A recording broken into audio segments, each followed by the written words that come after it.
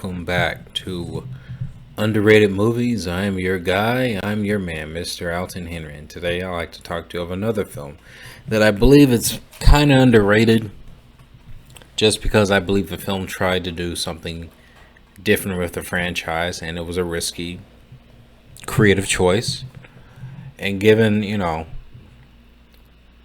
fall, Halloween is around the corner, so I thought I'd give out probably an underrated film in the Halloween franchise. Halloween, The Curse of Michael Myers. It is the sixth film in the Halloween franchise overall. And it is one that I think tried to explain the cult of Thorn idea that was introduced back in Halloween 5. And it stars, I think, Paul Rudd's first film and a few other celebrities. You have Donald Pleasant, who this was his final film ever before he tragically passed on. And I believe the other person starred in this was Mitch Ryan and Marina Hagen.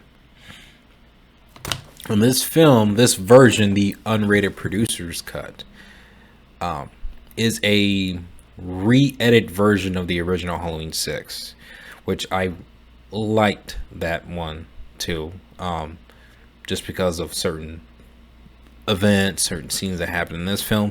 This film basically reshapes basically the majority of the film. It is like a Zack Snyder cut, where 70 minutes, pretty much the whole film was re-edited. There was a bunch of scenes that were not used, and I guess the short story is that the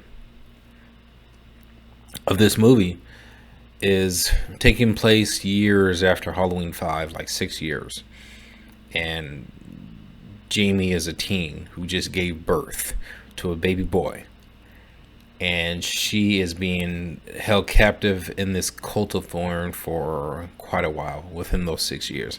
So she is on the run trying to protect her baby from Michael Myers, while the cult is also going in to make their move, while the new victims are actually living in Michael Myers' home. They reinvented the house and they are currently living there, and the curse is supposedly anybody who lives in that house is gonna get Michael Myers' wrath, and any male kid that is pretty much the youngest will be pretty much given the cult of Thorn treatment and pretty much continue Michael Myers' wrath. From what I understand, the story is convoluted, and for it to be like a 90-minute horror film, it doesn't really capitalize or really explore a lot of this idea. I mean, they try. I feel like this film tried.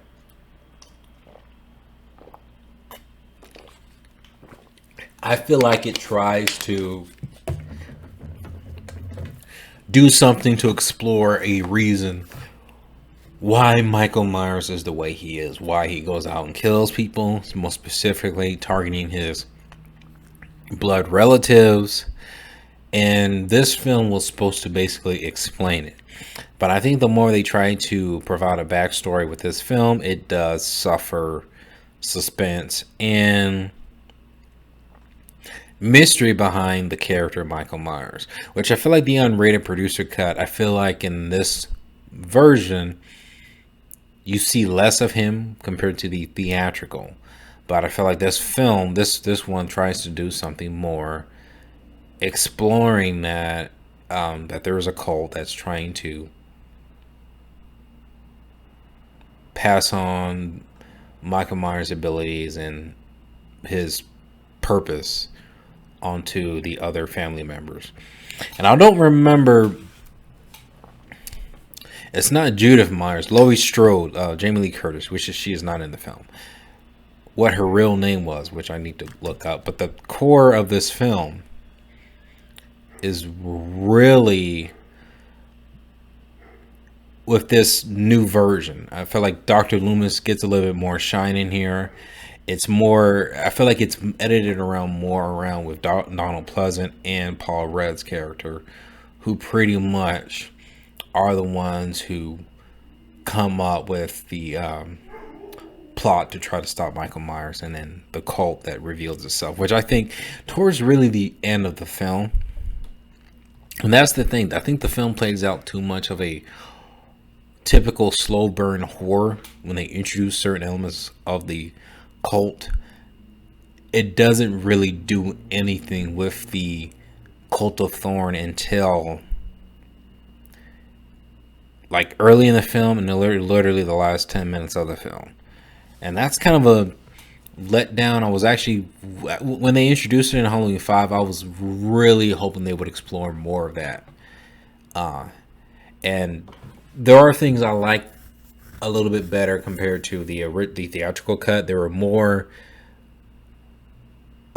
explanation and exposition that went along about the cult itself. And there's a unique little sequence there where they would show flashbacks back and forth. I thought the sound editing was a little bit weird compared to the theatrical cut, where they have this moment in a flashback where that baby, and I think in the film, I think they think it's the guy wearing the black coat that's that baby's child, is actually Michael Myers's. Michael Myers got intimate with his niece.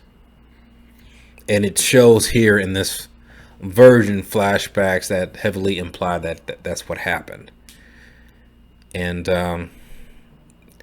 it gets weird. It gets weird, but it gets interesting what they try to do with this idea. I actually like Michael Myers' design and suit a lot more. This is probably, out of the Halloween, this is probably one of my favorite looks of him here. And they toned down the brutality in this unrated producer's cut, and they explode more of a slow burn investigated kind of story to kind of get into the formula of a Halloween slasher film. And I think that's the letdown. I mean, I feel like if they strip away that slasher element, then I believe producers thought it would have been too much of a boring mystery film explaining about Michael Myers, and I don't think so. But I have to give credit that this film tries to do something different with the Halloween character.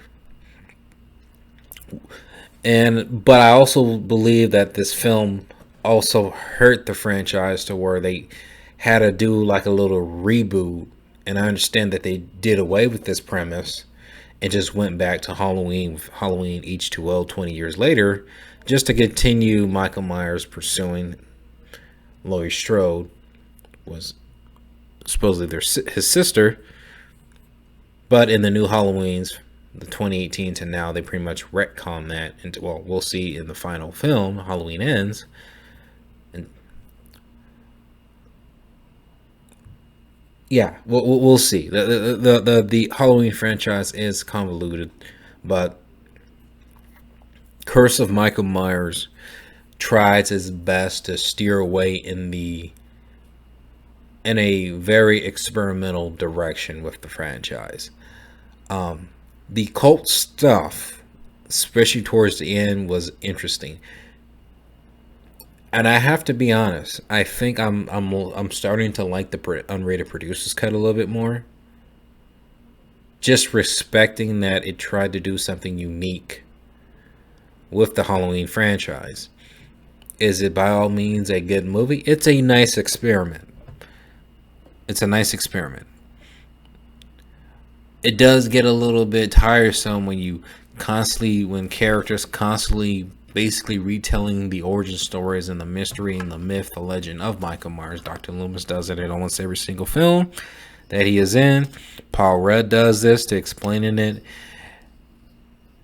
It gets interesting, but when they explain it, I could see why less is more, and in giving people the idea of how terrifying Michael Myers could be, could really be the terrifying aspect, and just showing the character's origins. But it was a nice experimental film. I recommend checking it out. I thought it brought something different to the franchise. Did it work all in the best ways? No, it did not. But I thought it was a nice little film where it tried to turn the franchise in a new direction. Halloween: The Curse of Michael Myers, the unrated producer's cut. Have you seen it? Comment below, let me know if you have, and let me know what is your favorite underrated horror film.